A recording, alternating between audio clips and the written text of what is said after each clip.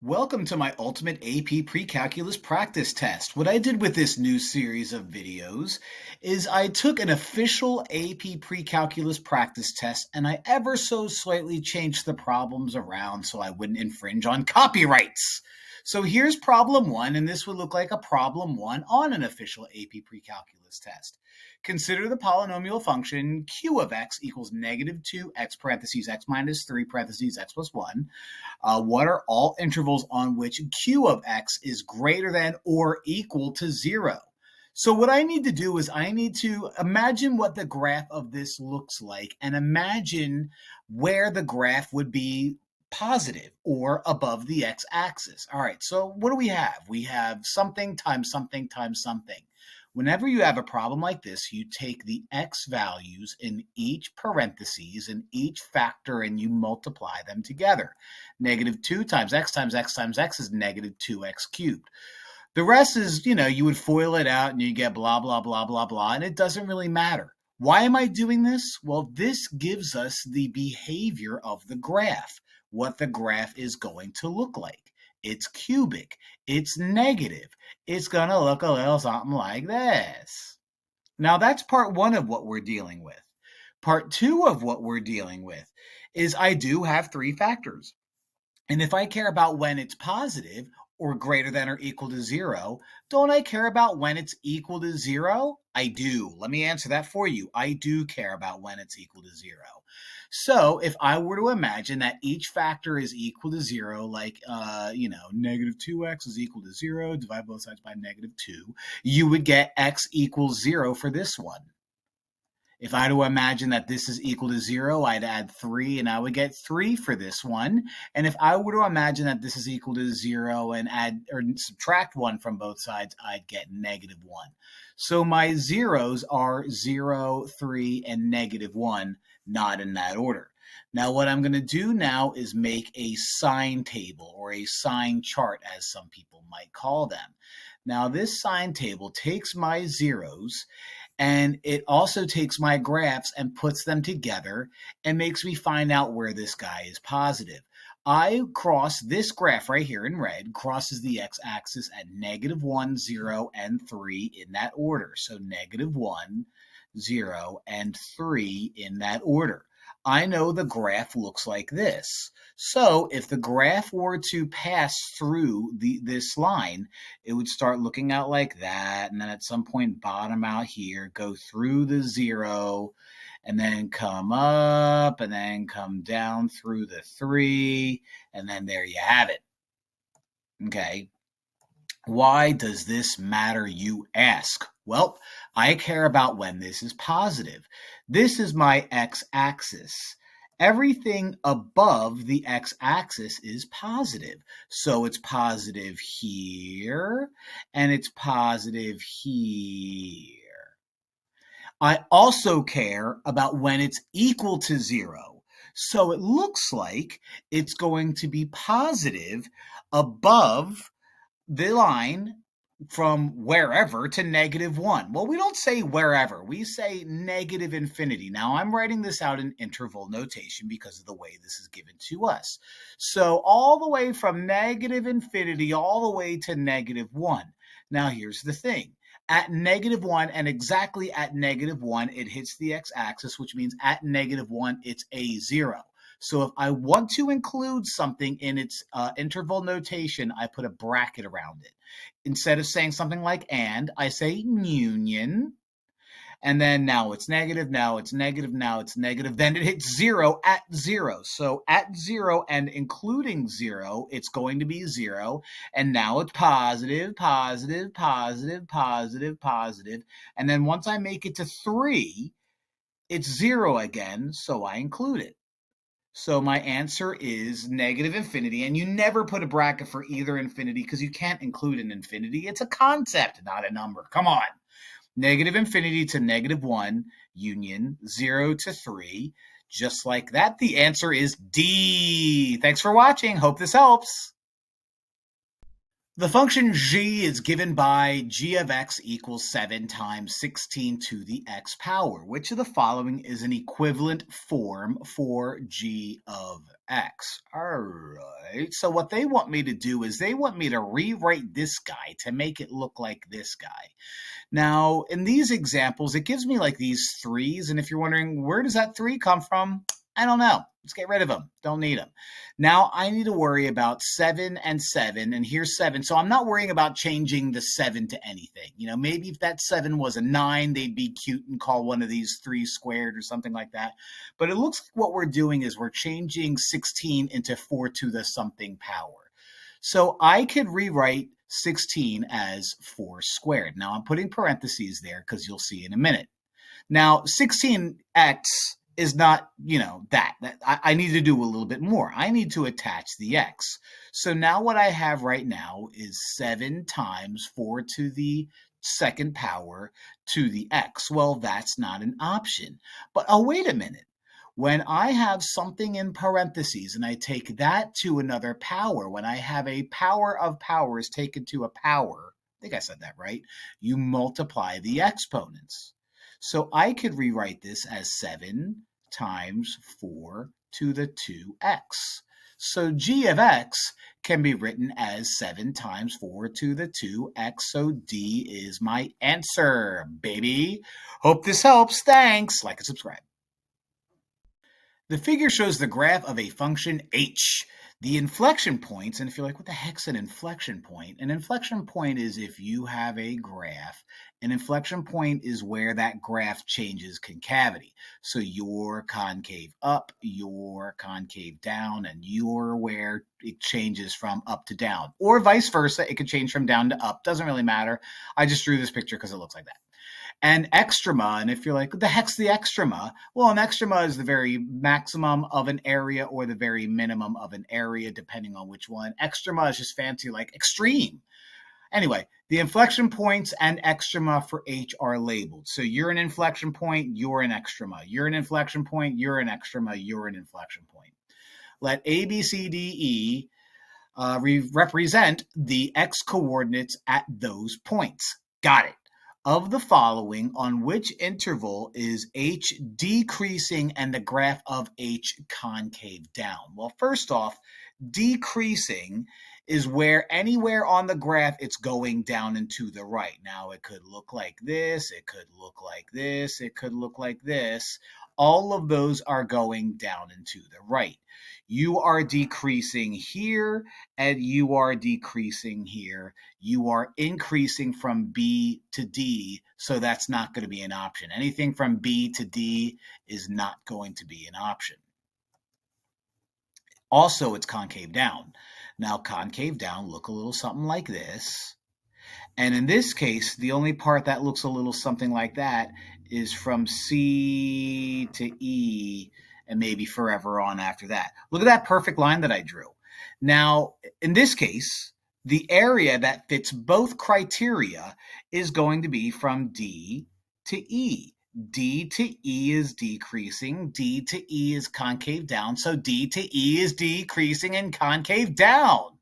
It's like that Taco Bell and Pizza Hut song. I don't know. I hope this helps. Thanks for watching.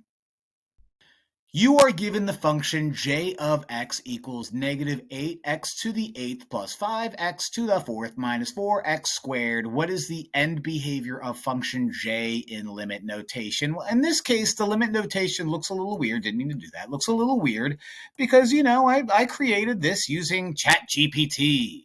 And the way that they do it is instead of writing out the limit as x approaches infinity, they have it like on the bottom right corner here. It's all good. It doesn't really matter. What matters is we need to find the limit notation of something like this. Now, this produces a graph.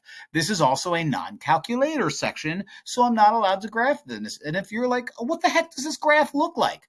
Whenever you're wondering what a graph looks like, this is what you do. You take a look at the leading term. Okay, the leading term is the term with the greatest degree attached to a variable, and that would be u.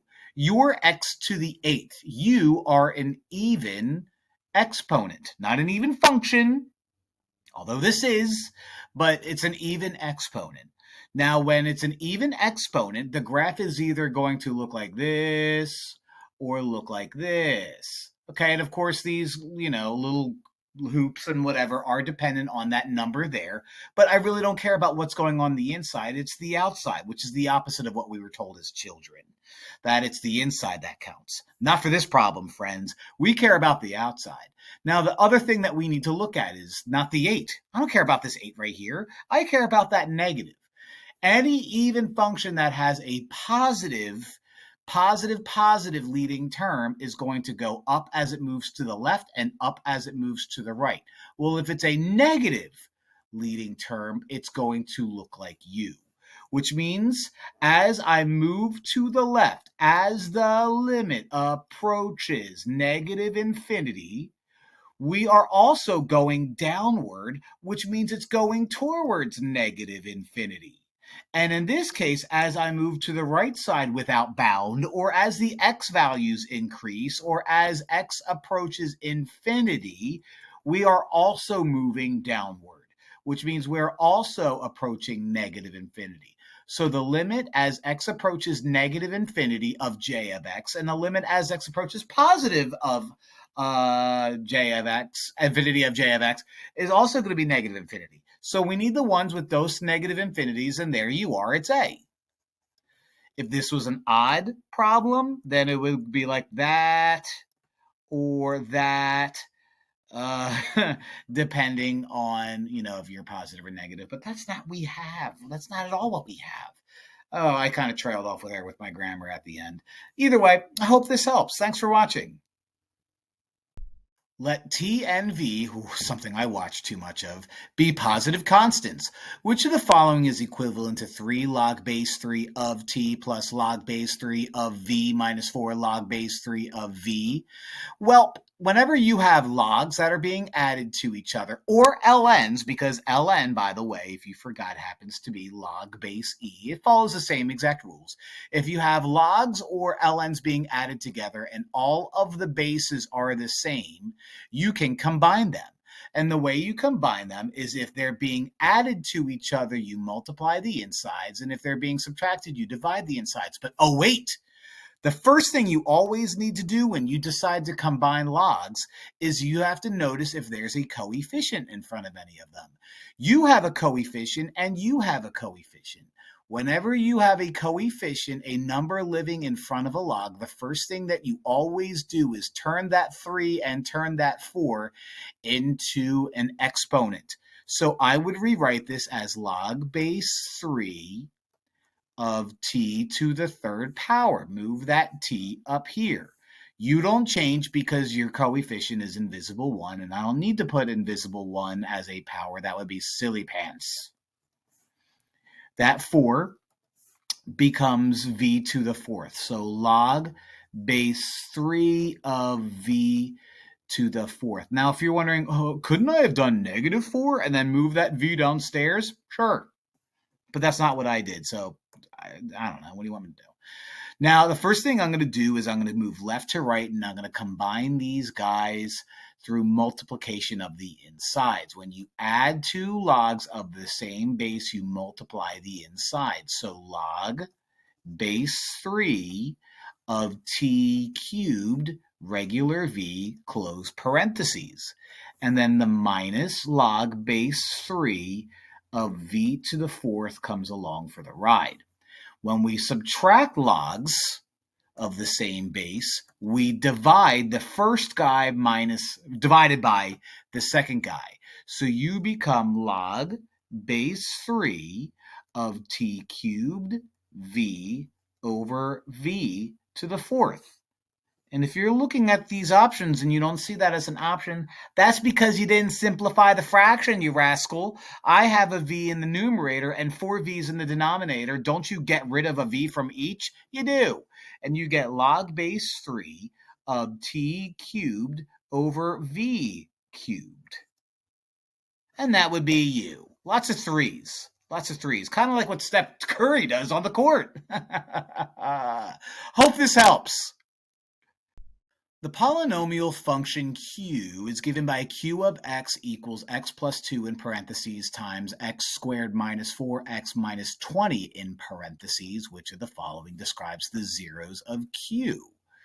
Okay, well, what I would do is, I know zeros are when these guys cross the x-axis. So, like, a 0 would be -2 because you would set that equal to 0. If I were to set this equal to 0, minus 4x minus 20, set that equal to 0, I would get, I don't know, I'd have to factor that out. So two numbers that add up to -4 and multiply out to -20 are, wait a minute.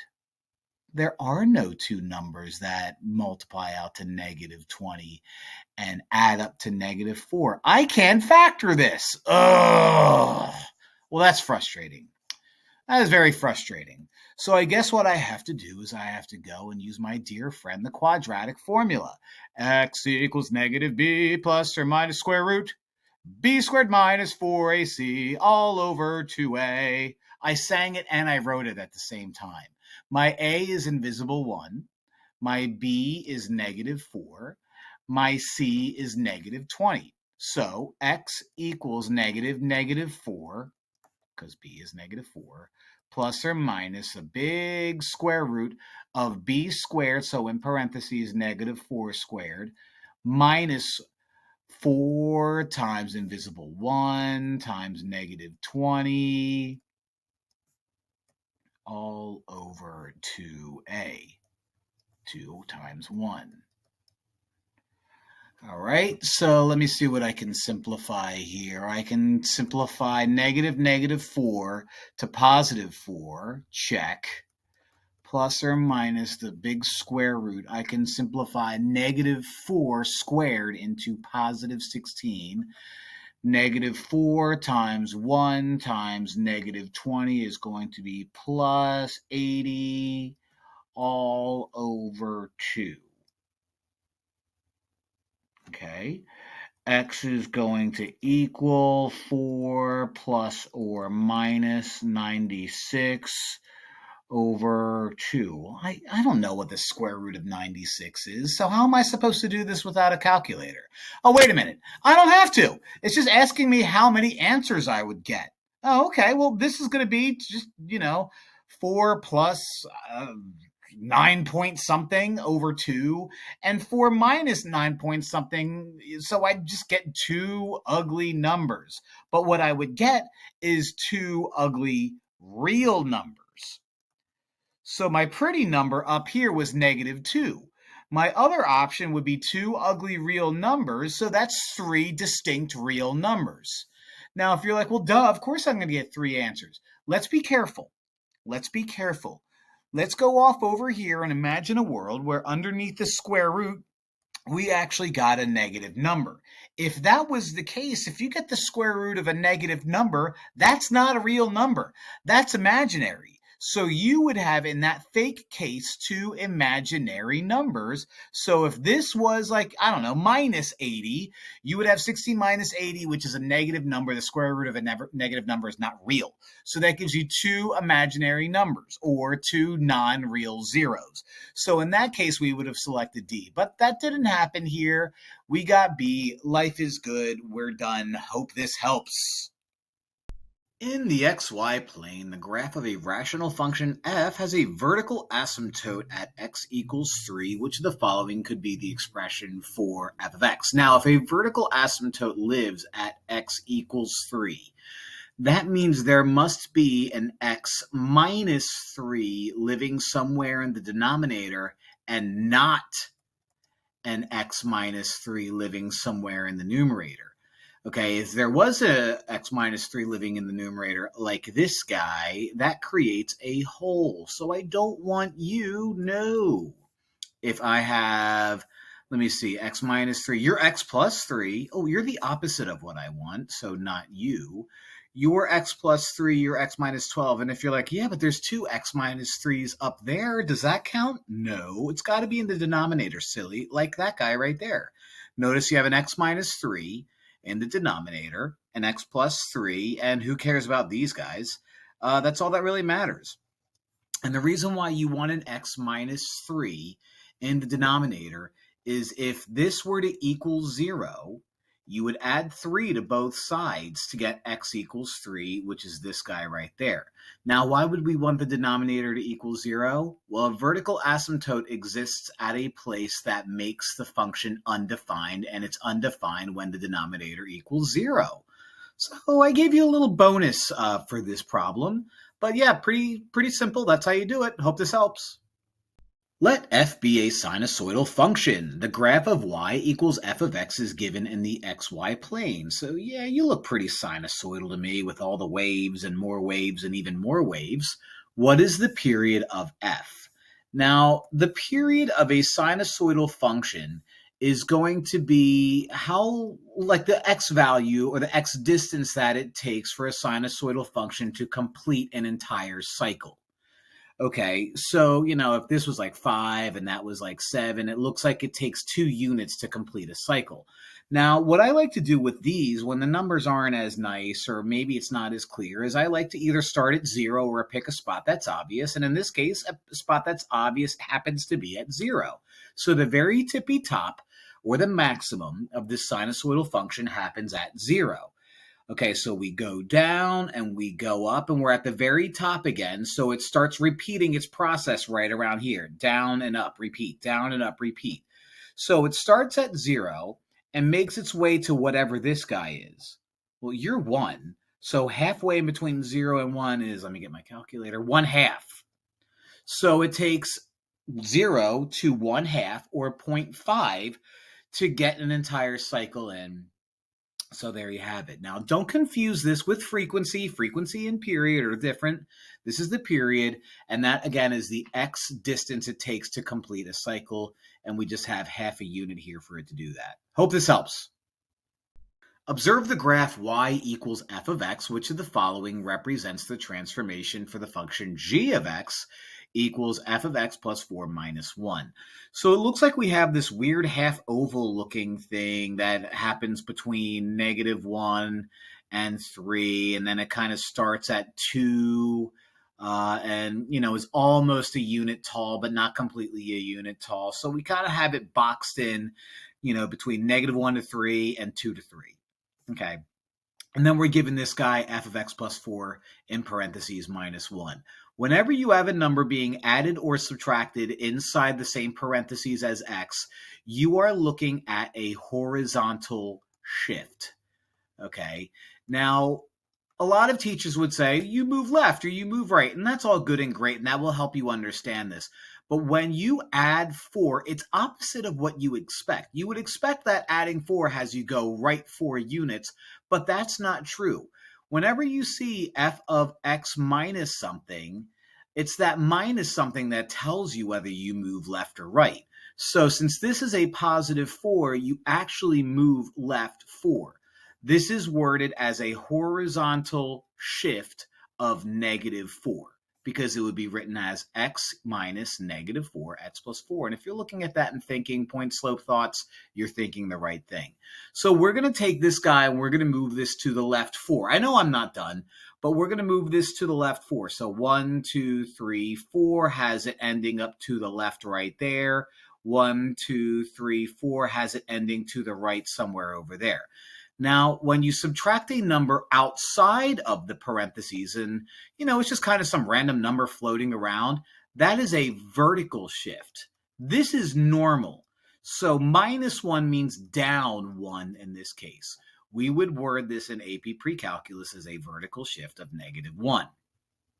So I'm just going to take something that is left 4, and then you take that and just move it down 1. So it's going to appear as a semicircle somewhere around here, semi-oval or whatever that is. So stuff that happens between positive 1 and 2 now on the y-axis, and -5 and -1 on the x-axis, and B looks like the guy to do that. Okay, if you see numbers multiplied to f of x, that has to do with shrink and compression and all that stuff, or dilation. Numbers multiplied to x kind of changes stuff like that too, but we're not dealing with any of that. We're just dealing with horizontal shift and vertical shift. That's the end of that. Hope this helps. Thanks for watching. The exponential function f is defined by f of x equals a times b to the x, where a and b are positive constants. The table right there gives the values of f of x at selected values of x, which of the following statements are true. So they want to talk about exponential growth, they want to talk about exponential decay, blah, blah, blah, blah, blah. Since everything here is positive, right, exponential growth looks like this if you want to graph it out. Exponential decay would look like this if you wanted to graph it out. So like, let's say that you had zero clue what you were doing. At the very least, you have a 50-50 shot if you were to notice that, hey, these numbers are getting smaller, which means it would be exponential decay. Now, what we're doing is, yeah, these numbers are getting smaller. And it looks like what we're doing to get from 10 to 7.5 is you multiply by 3/4. And I'm assuming that's multiplying by 3/4 again. I don't know. The math is kind of wonky, but that's going to happen again. That's going to happen again. That's what you do when you have an exponential function. No, it's an exponential function. As long as these guys go up by the same number, that's equal length input values, intervals, these guys multiply by the same number. So we are exponential decay because we're multiplying by 3/4. Now, what that gives us is a b. See, whatever you're multiplying over here is basically my b, which is pretty much my base. A just changes the number, like makes it, like if I were to make a 4, this would become 40, and then this would still, that would be 30, and then that would still go multiply by 1/3 or 3/4 to move my way down. So b, in this case, is 3/4. So I know, again, this is exponential decay, which gets rid of u and gets rid of u. Now, why? A is positive. Well, we know A is positive because it says here that A is positive, so that's kind of a useless thing. But in this case, B is not greater than 1. A B greater than 1 would represent exponential growth, which is not what we have. So C is just a false statement to begin with. B is true because my B is 3/4, and by definition, exponential decay has a B in between 0 and 1, not including any of them. Okay, so A is going to be my guy. So by definition, again, A is whatever it is, it's got to be positive. But if B is greater than 1, you're looking at exponential growth. And if B is in between 0 and 1, you're looking at exponential decay. Like I said, this guy right here is just a false statement. Just like D would be a false statement because, if it's between 0 and 1, it's not exponential growth. So you're just a bunch of lies. Just a bunch of lies. And we don't like lies, do we? We don't. Thanks for watching. Hope this helps. Consider the functions f of x equals x squared minus 5 and g of x equals x over x minus 3. Which of the following is an expression for f of g of x? We have ourselves a composite function where g of x is going to live inside of f. So this is how I like to do composite functions. Whatever the guy is on the outside, I like to start writing that out first. So f of g of x, and let me get my colors, f of g of x is going to have me start out with f, okay? Now, I'm going to write out every part of f, but what I'm going to do is for every x in f, I'm going to leave a blank parentheses there. Because when you have f of whatever, you replace every x in f of x with that whatever. And it just so happens that my whatever is this ugly looking x over x minus 3. And x over x minus 3 is g of x. So I'm going to replace that with x over x minus 3. Now, doing a little bit of math, and it looks like I don't have to do too much math. I don't know. We'll see. We have x over x minus 3 times x over x minus 3. That basically means x times x, which is x squared, and x minus 3, which is x minus 3 squared, minus 5. And it looks like in this case, that's all I have to do and I end up with C. Now, if for some reason you were to take this like a step or two further, and if you're happy with this, end the video, you're done. But if for some reason you are given an option where you have to multiply this out and maybe even combine that, let's just do that for funsies. X squared is still x squared. X minus 3 squared is actually a perfect square trinomial. That's a FOIL problem. And if you need to take this extra step and write out x minus 3 times x minus 3, that's not the end of the world. We'll leave that minus 5 out there on the outside. I'll deal with you in a moment. Okay. Now, x squared upstairs in the numerator is still x squared. X times x is x squared. Minus 3x minus 3x is minus 6x, and then you become plus 9.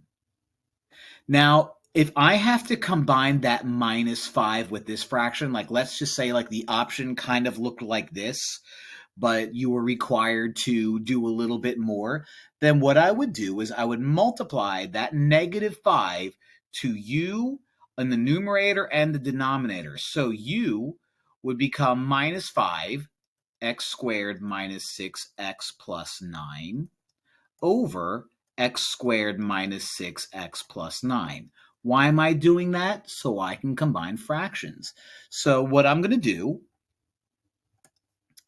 is now I have x squared minus 6x plus 9 in the denominator. You are negative 5. Let's not forget that. You are negative 5. So you become, and by the way, this is me combining fractions and distributing at the same time. So x squared minus 5x squared. Negative 5 times negative 6x is going to be positive 30x. And negative 5 times negative 9, positive 9 rather, is going to be negative 45.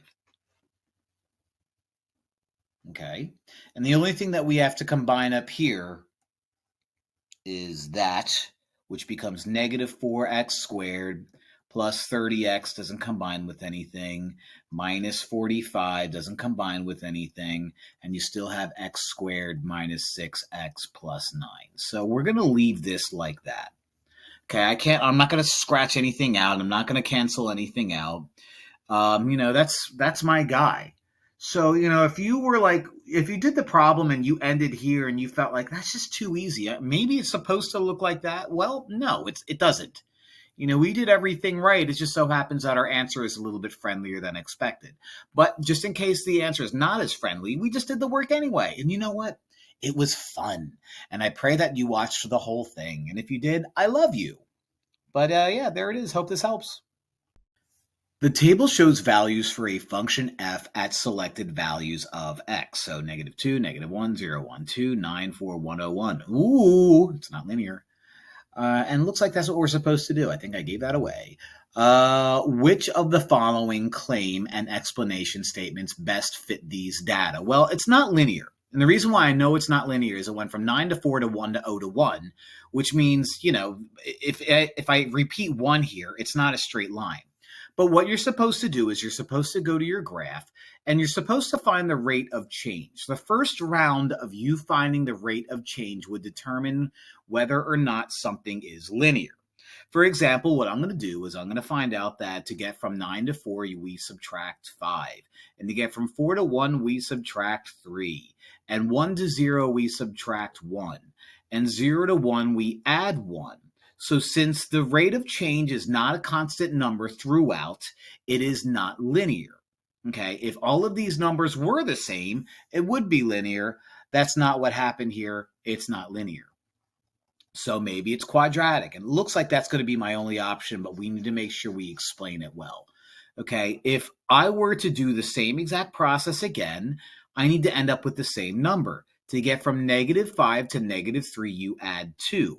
To get from negative 3 to negative 1, you add 2. To get from negative 1 to positive 1, you add 2. So since the quadratic, or the rate of change of the rate of change, is the same constant number, we have a quadratic. So again, that phrase that I just said is every time you do a round of these, you are doing a rate of change. So the rate of change of the rate of change is a constant number. So this is a quadratic function because the rate of change over consecutive equal length input value intervals is constant. Well, that's not what I said. I said rate of change twice.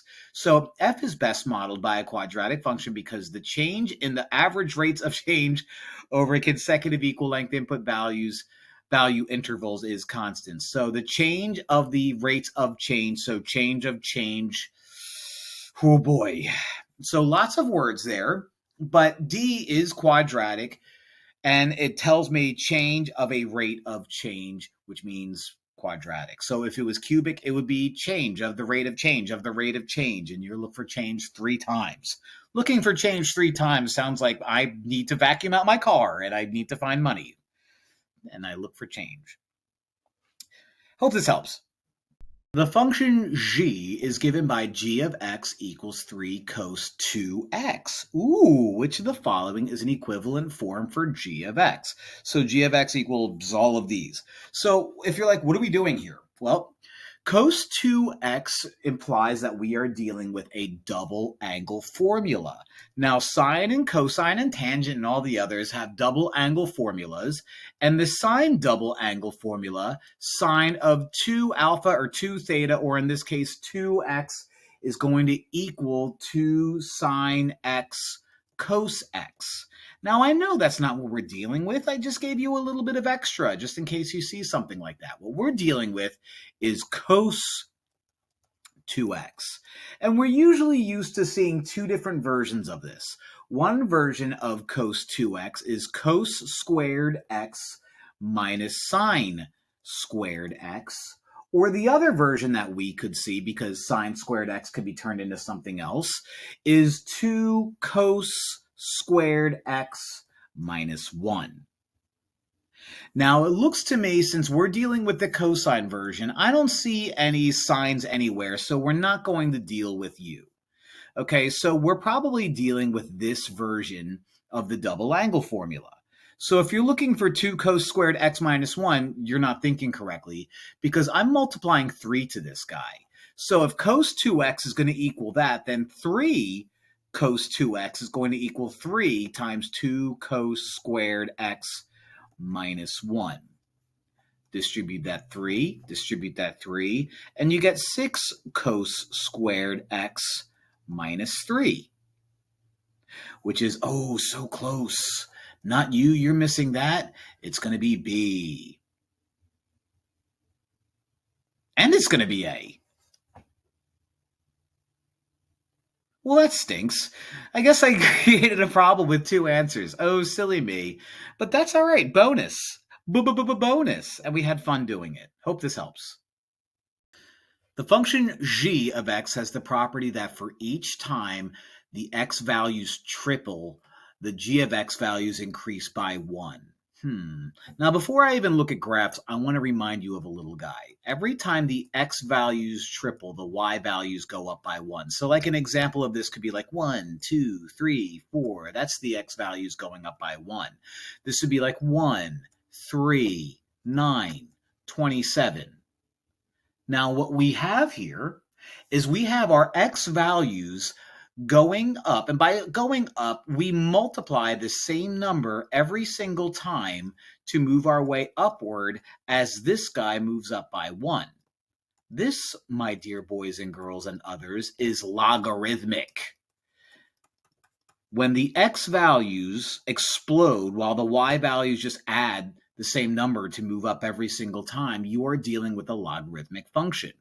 With everything being positive and happy and stuff like that, which it appears to be, logarithmic functions look like this. Okay? Which means you're not logarithmic.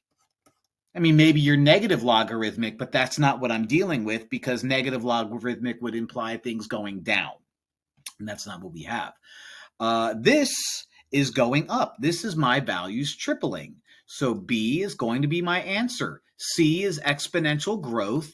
And D looks like it's cubic. Or Cupid. I'm leaving it. You can't stop me. I'm leaving it. D is Cupid because I love cubic functions. Hope this helps. A complex number is represented by a point in the complex plane. The complex number has the rectangular coordinates 2 root 3. Which of the following is one way to express the complex number using its polar coordinates? Well, this is how complex numbers work. You treat it like a regular old point, all right? And this would be like the real axis, and this would be the imaginary axis. So if I were to pretend that this is a point in the regular rectangular plane, you would go right 2, and then you would go up. Let me see, root 3 is like 1.7, so 2 times 1.7 is like 3.5-ish. So you would go up 3.5-ish, and you would end up somewhere up here somewhere. Little context for you. So now, though, I need to turn it into polar coordinates. Well, what polar coordinates do is it gives you an r, which basically stands for radius, but really what it means is the distance from 0 to the dot, and then theta, which is the angle created from the positive x-axis to the side that you are creating right here. So I need to find r. Well, that kind of seems like, well, if I know that this is like, 2 over and like, 3.4 up, why don't I just do the Pythagorean theorem? And to find theta, which would be this guy, why don't I kind of just do like, SOHCAHTOA type stuff, and I know what the adjacent is and I know what the opposite is, so let's use TOA. Well, I have news for you kids. That's exactly what we're going to do. I just wanted to give a little context beforehand. Now, we do what we're about to do because it looks like Pythagorean theorem. If I give you rectangular coordinates and you need to find r, you find r by taking the square root of whatever this is squared plus whatever that is. So we'll call you a, we'll call you b, so a squared plus b squared. Again, if you're thinking, wait a minute, the square root of a squared plus b squared, that's like the Pythagorean theorem, only that's r and not c. That's exactly what it is. You're absolutely right. If you're thinking that, good work. Good on you. But what's my a? We called a 2, so 2 squared. B is 2 root 3, so we'll 2 root 3 square. Okay, 2 squared is 4. 2 times 2 is 4. Okay, root 3 times root 3 is 3. So 4 times 3 is 12.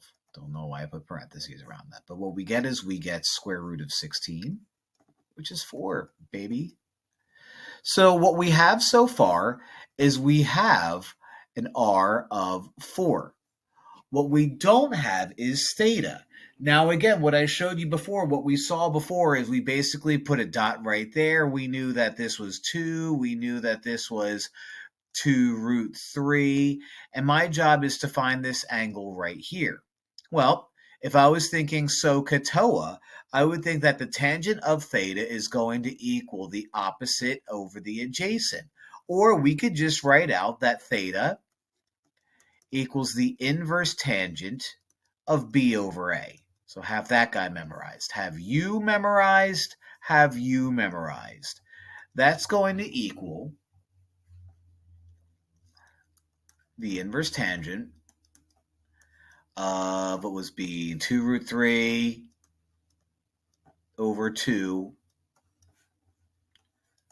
which simplifies to the inverse tangent of cross you out root 3, which is pi over 3. Took a second there. All right. So now what we do in order to write this out in complex form is written out as r cos theta plus I r sine theta. So we know r is 4. So r is 4 cos. We know theta is pi over 3. So pi over 3. Plus 4i, I did a little switcheroo there, sine pi over 3. So it looks like you. Tricky. If you looked at this, though, you might be able to notice that you kind of remind me of a 30, 60, 90 right triangle. Well, because it is. And if you notice that, that might make life a little bit easier. But, it's just a little fun stuff. Hope this helps. The figure shows a circle centered at the origin with an angle measure theta, radians, and standard position. So there you is. The terminal ray of the angle intersects the circle at point P. There you is. Q also lines on the circle. Hi, Q. The coordinate P, or the coordinates of P, are x and y. The coordinates of Q are x and negative y. All right. Which of the following is true about the cosine of theta? Well, whenever we have something where the unit circle is not giving you a radius of 1, we know that we have r cos theta, r sine theta. We're worried about cos theta. The x value is cos theta. So r cos theta equals the x value. Now, if I want to find out what cosine of theta is, dividing both sides by r tells me that cos theta is x over r. Now, what else do I know? Well, x is x. That doesn't help me. Ooh! That 2 means I go from the pole here, from the origin, all the way out to 2. That's a radius, which means r is 2. So I can write this guy as cos theta equals x over 2. Now that's what I have so far. Now clearly they want me to do a little bit more explaining, but let's see if we can figure this out. So cos theta equals x over 2, so let's, bookmark that for a second. Cos theta equals negative y over 2. No, that would kind of be like sine, but upside down. Cos theta equals y over 2. No, that would be regular sine. And cos theta equals y over 2. Well, that sure made life easy, didn't it? Now let's try to understand why, just for funsies, because it is the ratio of the horizontal displacement from P to the y-axis to the distance between the origin of P. So what that is saying is, since cosine is an x value, right? Cosine gives you that horizontal displacement. Horizontal displacement means how far am I going left to right? So if it gives me an x value, that means we care about horizontal displacement. So whatever x value this is going to give me that. Also, it's the ratio, which means the fraction of the horizontal displacement. So x is the horizontal displacement to the distance between the origin of P. And that's where 2 comes from. So it's the ratio of the horizontal displacement over the ratio, which is 2. So it all kind of connects. Sine would be the ratio of the vertical displacement. And so you would get something like sine of y over 2. But, that's not what we have here. We are dealing with cosine because that's what it asked for. Crazy problem. And if you're wondering, well, what's the point of all this Q stuff? I don't know. I didn't make the problem. Well, actually, I did make the problem, but we didn't have to worry about it because Q didn't matter. Hope this helps. The function f is given by f of x equals negative 2x squared plus 5x minus 1. The graph of which of the following functions is the image of the graph of f after a vertical dilation by a factor of negative 3? All right, so what a vertical dilation does is it takes a parabola, and this is a parabola. I actually have it upside down. It takes a parabola and it makes it skinnier or wider depending on the number. Now, what negative 3 does is it makes it skinnier and also flips it upside down. Now, this is not to be confused with a vertical transformation, or translation rather, which moves it downward or moves it by a factor of negative 3. This is a vertical dilation. What you do with a vertical dilation is whatever function you have, you multiply that number to the entire function. So we would say that the image would be negative 3 times f of x. So what that means in our case is a negative 3 times f of x, which is negative 2x squared plus 5x minus 1. So you distribute negative 3, 6x squared, distributive negative 3, negative 15x, distribute negative 3, positive 3. 6x squared minus 15x plus 3 is our result. So that's good. That's awful close, but upside, it's backwards. It's everything but the opposite. I don't even know what the heck this is. This is a mess. I don't like it. And that is basically, I don't know what that is either.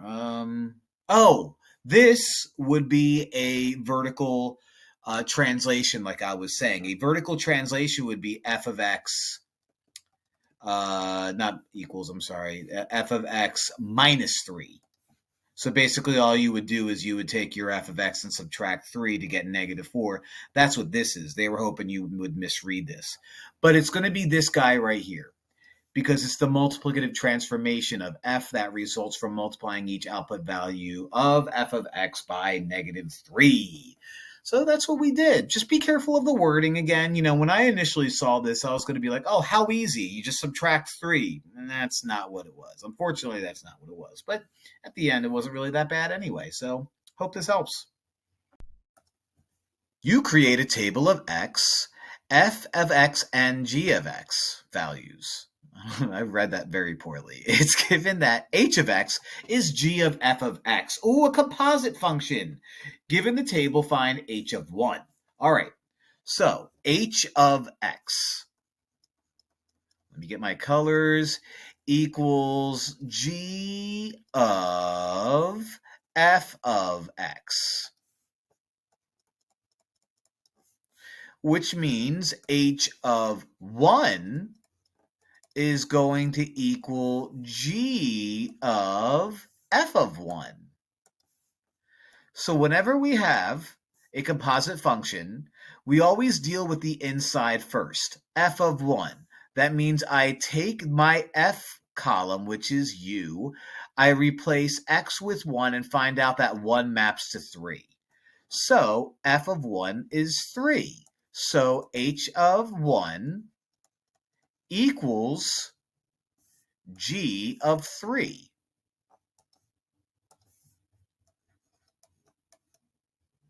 G of 3 has me going to the g column and finding out what 3 is and saying g of 3 is 10. So h of 1 is 10. So h of 1 is 10. So there you have it. H of 1 is 10. Composite functions involving tables, pretty easy stuff if you know what you're doing. I mean, all of this is easy if you know what you're doing, but this one's not so bad at all. Hope this helps. The function f and g are defined by all real numbers such that g of x equals f of 3 times the quantity x minus 5, close, close. Which of the following sequences of transformations maps the graph of f to the graph of g in the same xy plane? All right, so it looks like I have a 3 being attached to the parentheses with an x minus 5. If you're doing this and watching these videos, you're probably already done units 1, 2, and 3. And so you might compare this to like a sinusoidal thing where you move left and you move down and you stretch things out and you have a period of whatever. This is very similar, but it's from unit 1. And from unit 1, we would label things as a times f of b of x minus c plus d. So it's very, very varies to the sinusoidal stuff. Okay, with the sinusoidal stuff, the a was amplitude. Okay, now what we have here is similar. Amplitude is kind of like height. It's half the height, but it's like height. What we have here is a vertical dilation. Okay, it's how things stretch or shrink vertically depending on the number. What we have for b is very similar to the frequency if this is sinusoidal.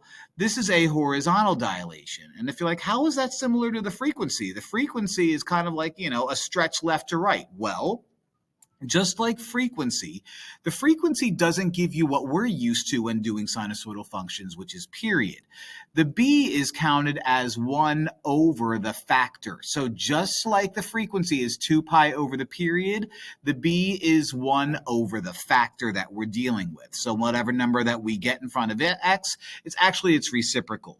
So that's the horizontal dilation. What we have inside the parentheses is like the shift, but we call it the horizontal translation where you move left or right. Now, since the negative is already there, if we see something like x minus 5, that actually means you move right. You move positive 5 units. If the negative is positive here, it's opposite from what you're used to where you move left. Okay, so we'll keep that in mind because we have that in this problem. Now, D is like it always is. When you have some number being added or subtracted on the outside of all this stuff, you have a vertical translation. And, if it's up, it's up. And if it's down, it's down. Plus 3 means you move up 3. Down 3 means you move down 3. Now, what I have here is I have nothing in front of f. So, the a part that we have here means nothing. Okay, we have f of 3 of x, which means the b that we care about is 3, x minus c, so c is 5, and then we have no number being added or subtracted on the outside, so we don't have to worry about a vertical translation. The b is the horizontal dilation, but we write it out as its reciprocal. So what's going to happen is we're going to have a dilation by a factor of 1/3. So the horizontal dilation is actually 1/3, the opposite of what we're used to. This is minus 5, which means if it's x minus c and x minus 5, c is positive 5, which means we have a horizontal translation of positive 5. So we need the one that describes a horizontal dilation of 1/3 and a horizontal translation of 5. So horizontal dilation of 1/3, no. Horizontal dilation of 1/3, no. Horizontal dilation of 1/3, yeah. Horizontal translation of -5, no. We went positive 5. Horizontal dilation of 1/3, yup. Horizontal translation of 5, yup. You're the guy. So I think many people would look at this and probably get the right idea and maybe think that the dilation is 3. It's just you have to be careful. Just like the sinusoidal stuff where it's frequency and period and it's all upside down and backwards, the same thing happens here. Okay? I don't like these problems, but, what are you going to do? Got to do them anyway. Hope this helps. Which of the following could represent the graph below? So we have a sinusoidal function, obviously, and we have all of these graphs where there's similarities amongst all of them. Like, for example, for all of them, the amplitude is 2. Now, before we tarry any further, let's compare this to what a sinusoidal function looks like. Okay, you have a times either sine or cosine, so sine, cos, of b of x minus c, close it, plus d. A is the amplitude, amplitude. B is the frequency. Now the frequency is 2 pi over the period, or if it helps, the period is 2 pi over the frequency. Let's see if we have to deal with that. We'll wait a minute until we get there. C stands for the horizontal shift, also known as the phase shift. Now, it's opposite of what we're used to, okay? Where if this was something like x minus 3, you actually move to the right 3. It's a positive horizontal shift. D is your midline, also known as your vertical shift. Okay, now when I look at a thing like this, if we're given the graph and we're being asked to figure out multiple choice which is which, to me the easiest thing to do is figure out what the midline is. The midline is exactly what it sounds like. It's a line that cuts our graph in half. So it's a line that cuts our graph in half. So here, the midline, the D, is going to be y equals 1, or in this case, we'll just say 1.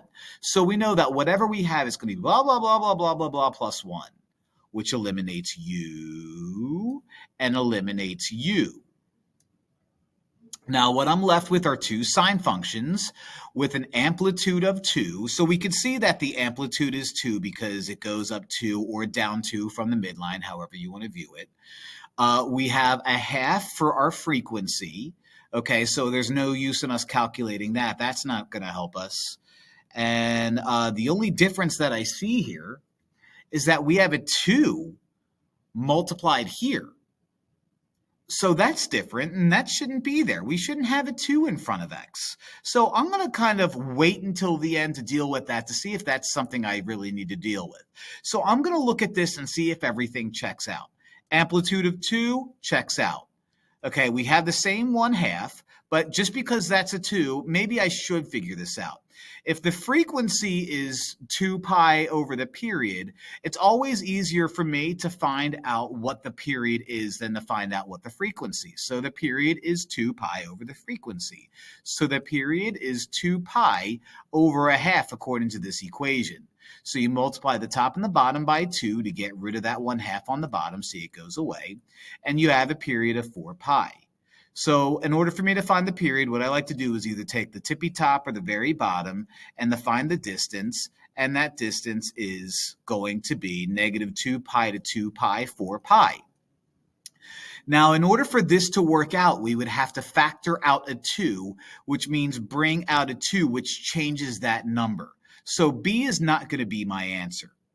Okay, but just to continue the problem, just to make sure we all feel comfortable, minus pi means we actually shift a positive pi, which means we take a sine function and we move it to the right pi. Okay, sine is supposed to start and look like this.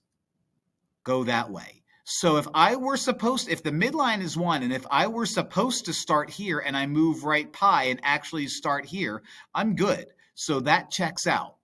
Okay, that checks out. And of course, last but not least, we started out by using the midline to eliminate these two. Midline is 1. We're good. So my answer is D. So I scribbled everywhere. But the idea is, you start with the midline. Sine or cosine might change the vertical or horizontal shift, rather. That 2 there threw everything off. But if I factored out the 2, that changes the frequency. But the frequency is right. Just a lot to see here, a lot to do with. But we did it. And I hope this helps. Let f be a rational function that is graphed on the xy plane. Consider x equals 2 and x equals 8. You got it. The polynomial in the numerator, all right, so got a fraction here, has a 0 of x equals 2. If there's a 0 of x equals 2, that means it has a factor of x minus 2 because it's always the opposite. Okay? It does not have a 0 of x equals 8. All right, so if there was, it would be x minus 8. The second sentence, or the third sentence? I don't know. The third sentence, fifth sentence, fourth sentence. The polynomial in the denominator has zeros at both x equals 2, all right, so x minus 2 again, and x equals 8, so x minus 8.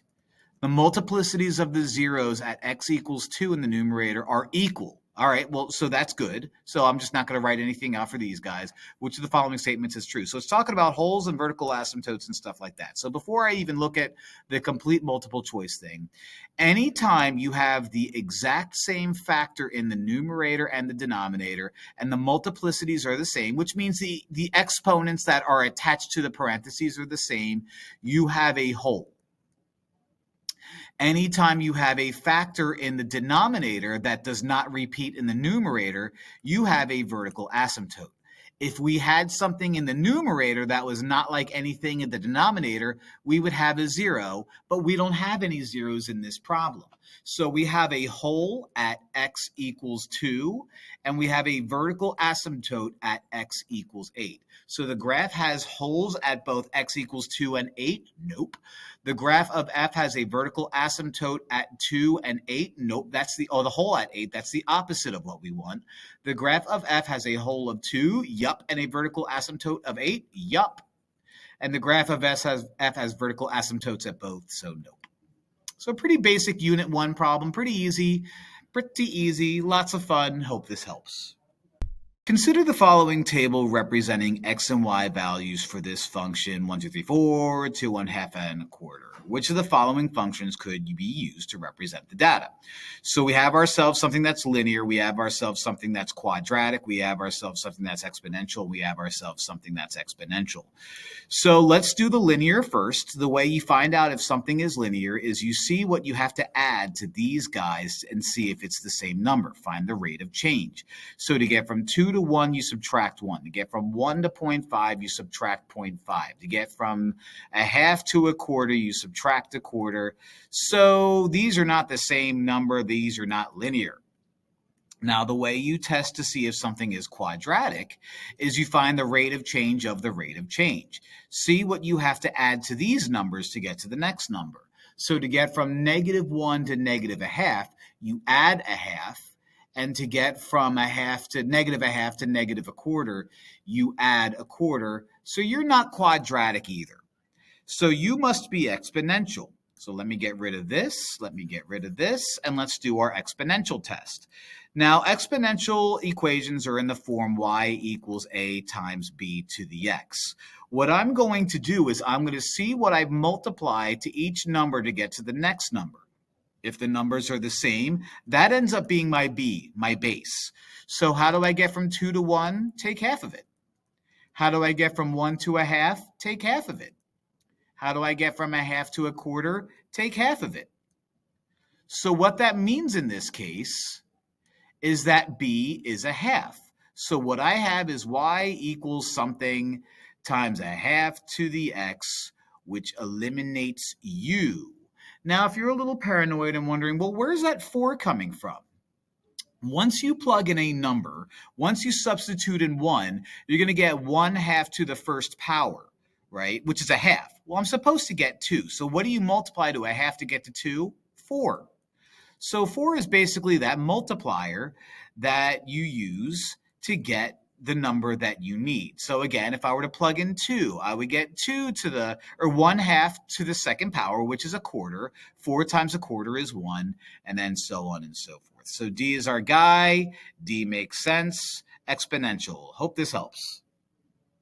The polynomial function p is given by p of x equals ax to the fourth minus bx cubed plus 20, where a and b are non-zero real constants. Great. Each of the zeros has a multiplicity of 1. In the xy plane, an x-intercept of the graph of p is 20.00070.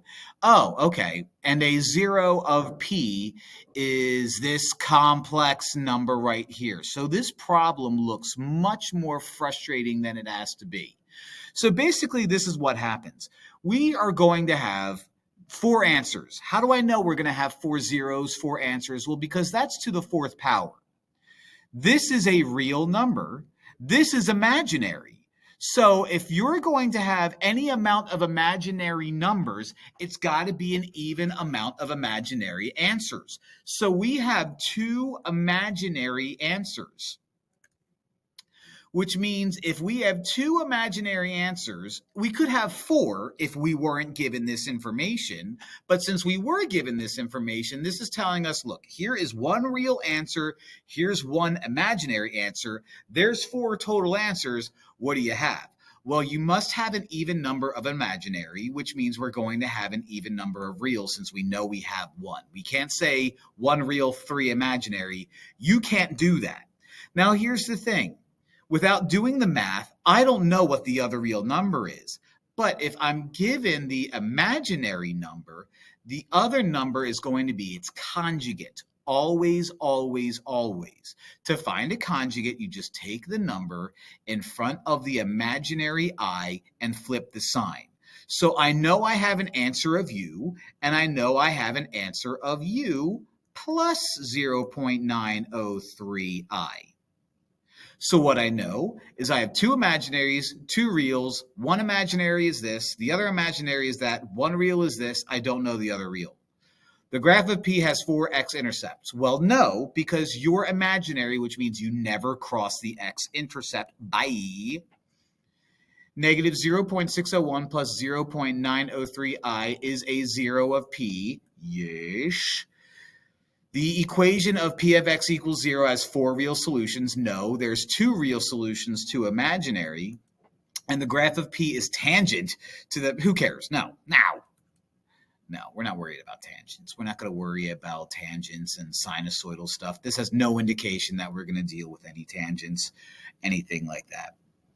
Okay, so yeah, that's fun stuff. That's fun stuff. The answer is B. Hope this helps. Consider the functions h and k, ooh, Harry Callis, rest in peace, given by h of x equals ln of x plus 2 plus ln of x plus 5, and k of x equals ln of x plus 5. In the xy plane, what are all the x coordinates of the points of intersection of the graphs of h and k? This is just fancy talk for set these guys equal to each other. So what I'm going to have is I have an ln of x plus 2 plus ln of x plus 5 equals ln of x plus 5. Now, I guess what I could do, I could approach this 2 different ways, okay? I'm going to approach this in the unnecessary complicated way. but it's good because it's going to be helpful for both. Complicated way, okay? Now, keep in mind, ln is the same thing as log base e, so it follows all the log rules. So you can combine these two, since this is adding, by multiplying the inside. So what we have is ln of x plus 2, x plus 5, parentheses, equals ln of x plus 5. If you have an ln on the left and a single ln on the right, if you just take e of both sides, all the ln's cancel out, and now you're left with x plus 2, x plus 5 equals x plus 5. So this is a FOIL problem. FOIL that out. X squared plus 5x plus 2x plus 10 equals x plus 5. X squared plus 7x plus 10 equals x plus 5. Subtract x and subtract 5. X squared plus 6x plus 5 equals 0. Use the zero product property to factor that out, and you'll get x plus 1, x plus 5 equals 0.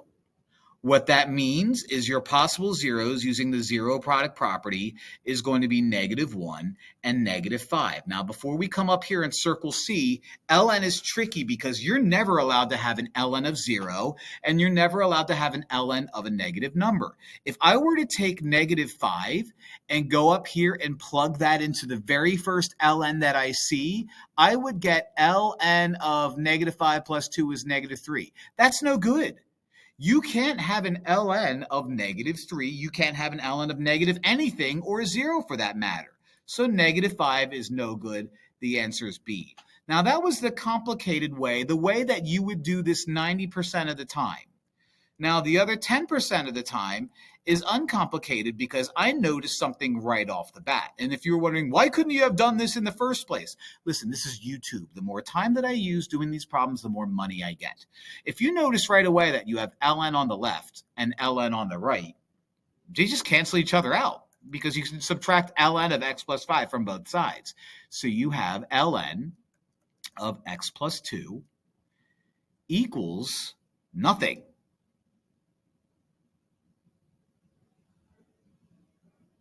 So you take the e to the of both sides. That makes that ln go away, leaving you with x plus 2. Anything to the 0th is 1. Subtract 2 from both sides.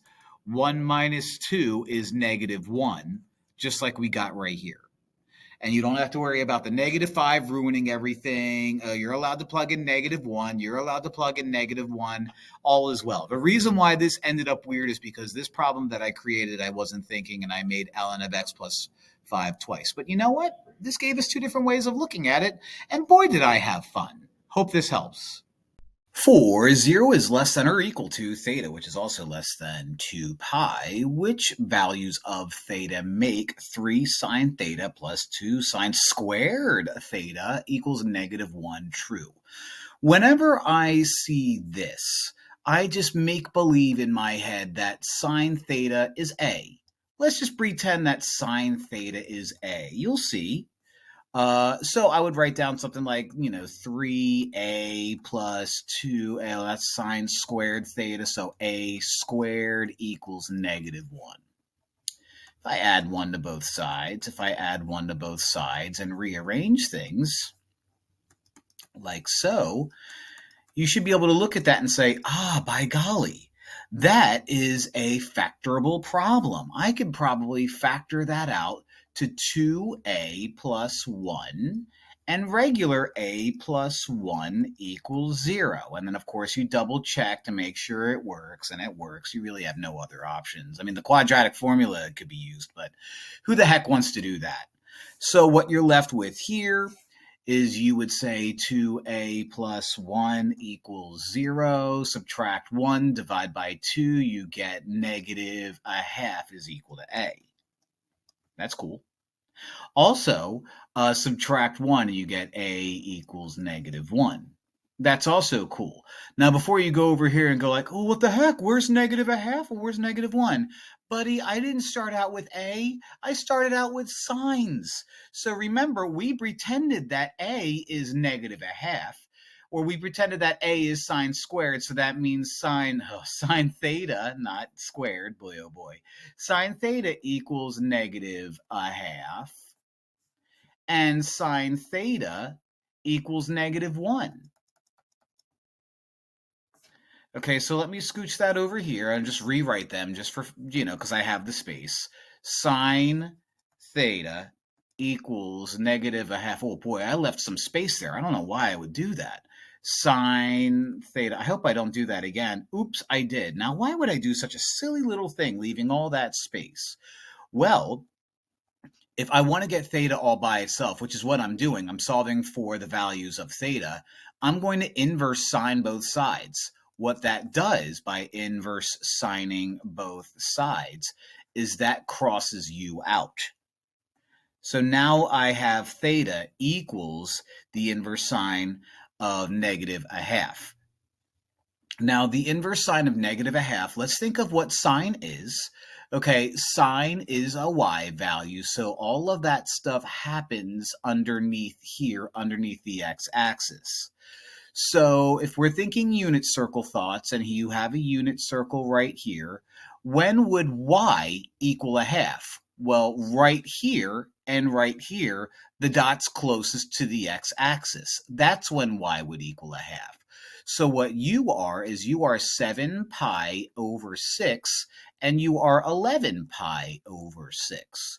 So my two thetas that give me negative a half are going to be 7 pi over 6 and 11 pi over 6. Now that's one of these. Now I have to do the other. So I'm going to inverse sine again. Inverse sine again. So I have all that space. That crosses out. So theta equals the inverse sine of negative 1. Again, sine is a y value. On the unit circle, when is the y value negative 1? Well, just down here. Okay, the y value is 0, the y value is 1, the y value is 0, the y value is negative 1. That's 3 pi over 2. So theta is also going to be 3 pi over 2. So my options are 7 pi over 6, 11 pi over 6, 3 pi over 2, not necessarily in that order, but that gives B as our answer. Fun stuff. I like solving trig functions. It makes you think. Hope this helps. The graph shows the polar equation f of theta equals r equals 3 sine 2 theta. I don't really need to worry about the f of theta part. It's just fluff. It's graphed on the interval 0, 2 pi, as most polar functions are. A student, U, wants to trace over the portion represented by the interval pi over 2 pi. Where in the polar coordinate system would this portion of f of theta or r be found? So I'm talking about quadrants here. Now, if you're ever trying to view a polar graph and you're having a hard time viewing it, don't view it as the polar graph. View it as its regular trig function. Okay? So if we have a regular trig function, 3 sine 2x, for example, we would go up to 3, we know that. We would go down to negative 3, we know that. The frequency is 2. If the frequency is 2, that makes the period 2 pi over the frequency, or 2 pi over 2, which makes the period pi. And we have a sine function. So what's going to happen is we're going to, and let me label this pi, let me label this 2 pi. So you would be, what is this? 3 pi over 2. You would be pi over 2. And what we're going to care about is this area right here. Okay, so making a very rough drawing of what 3 sine 2x would look like. It's a sine, so it starts up here, it peaks out, it bottoms out here, it bottoms out, and starts over again. Peaks out up here, hits the x-axis, bottoms out here, and starts over again. So one more time, it's going to go up and down. Now, this is the part that really matters. Pi over 2 pi. So let me choose a different color. Bottoms out to -3 and then comes back up again. Now, the rest of it doesn't really matter that much, but you know what? I'm going to draw it out because I'm committed. All right. So this is what we care about. What we care about is this red area down here. What this red area down here suggests is that at pi over 2, we are at 0 at pi over 2. Then from our way to pi over 2, we are in negative land. Okay, so we go towards -3 to pi, and then back up again to pi. So let me see. Let me pick some numbers that I could use. So like at pi over 2, which is right here, we're at 0. As we move over from pi over 2 to pi this way, we're not coming out this way. We're in negative land. So we're actually going out this way. Okay. So we go out to 3, then come back to 0. So from pi over 2 to pi, we go out to -3, which is 3 in the opposite direction, and go back to 0, and then we're done.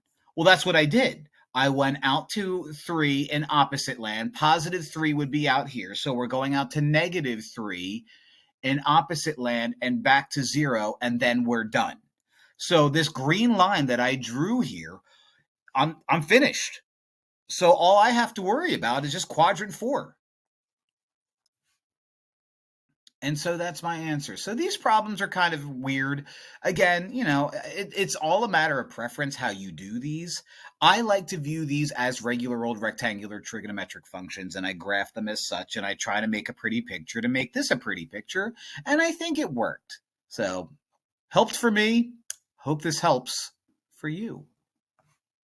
Ah, yes, the old Ferris wheel problem. It has a radius of 30 meters and rotates completely every 100 seconds. The bottom of the wheel is located 2 meters above the ground.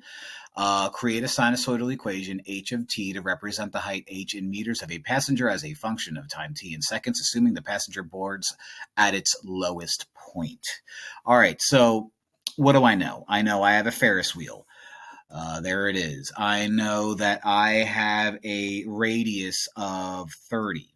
Now, fun fact, whenever you're dealing with the sinusoidal function and the example that they give you is a circle, the radius is always the amplitude. Okay, so that's number one that I know. I know if I were to graph this out, I know my amplitude is 30. So I like to make a rough graph. Not that it's necessary for this, but I always like to make a rough one anyway. So I know that the amplitude is 30. Great.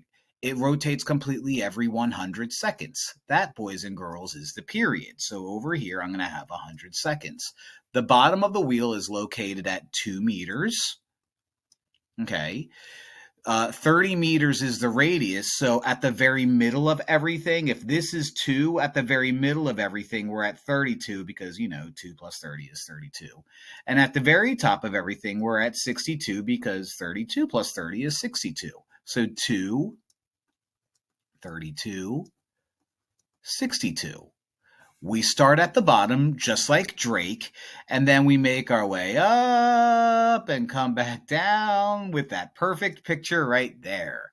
Now, what do we know? Well, again, we know that the amplitude is 30. So if I were to start building a trig function, I know it's going to be 30 times, I don't know, sine, cosine, we'll figure it out. Okay. The period is 100 seconds. So when I'm building an equation, I don't really care about the period. I care about the frequency. And the frequency is 2 pi over the period. So 2 pi over 100 simplifies out to pi over 50. So what I have so far is pi over 50. Now my options start to slim down a little bit. You're not pi over 50. And you're not pi over 50. You're upside down. So it's not A or B. Okay. Now, I'm looking at this, and it's like, one of these is wrong. And you're clearly the one that's wrong. But why is it C? And why is it negative? Well, if we look at this, if you're thinking it's cosine, technically you're wrong. Cosine starts up at 1. If you make cosine negative, you flip this over the x-axis. So a negative cos graph looks like this, which is what we have here. So we have a negative cosine graph. Okay, so I could just get rid of all this. That's just sloppy. Negative cosine, so negative 30 cosine. If I'm starting at the bottom and I know it's negative cosine, I have no horizontal shift, so I'm not going to have anything added or subtracted to t. So that remains pi over 50t. And if you're wondering, well, wait, where do these numbers come from? 32 is the midline. You always add the midline to the very end here.